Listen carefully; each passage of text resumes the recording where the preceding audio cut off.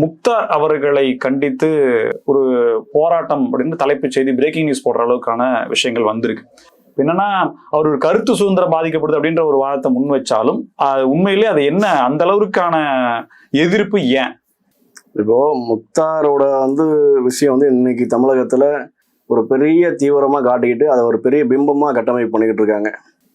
அதே மாதிரி முக்தார் இன்னைக்கு பேசக்கூடிய ஒரு மாபெரும் தலைவர், மறைந்த முன்னாள் முதல்வர் பெருந்தலைவர் காமராஜரை பத்தி இழிவா பேசுறாங்க அப்படின்ற ஒரு விஷயம்தான் இன்னைக்கு தொடர்ச்சியா தமிழகத்துல பரவலா எல்லா மாவட்டத்திலையுமே முக்தார் மீது நிறைய இந்த போராட்டம், ஆர்ப்பாட்டம் இதெல்லாம் பண்ணிட்டு இருக்காங்க. அது நாடார் சமுதாய மக்கள் நிறைய பண்றாங்க இந்த போராட்டங்களை. அவங்க மட்டும் இல்லாமலும் மாற்று சமுதாய மக்களும் இந்த போராட்டத்துல கலந்துக்கிறாங்க. ஏன்னா நானும் கலந்துக்கிட்டு இருக்கேன். அந்த மாதிரி இதுல அரசு முக்தார் போன்ற ஆட்களுக்கு பாதுகாப்பு அளிக்கிறது அப்படின்றது தான் என்னுடைய கருத்து.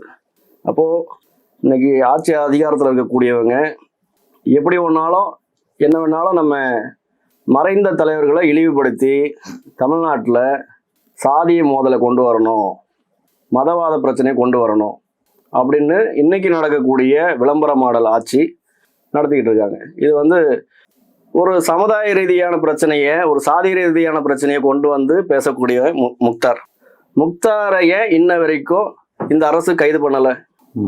இது என்னுடைய கேள்வி. அப்போ முக்தார் பேசுறது முற்றிலுமா நீங்க ஆதரிக்கிறீங்களா திமுக? அப்போ தமிழகத்துல எந்த சமுதாயமும் ஒற்றுமையா இருக்கக்கூடாது.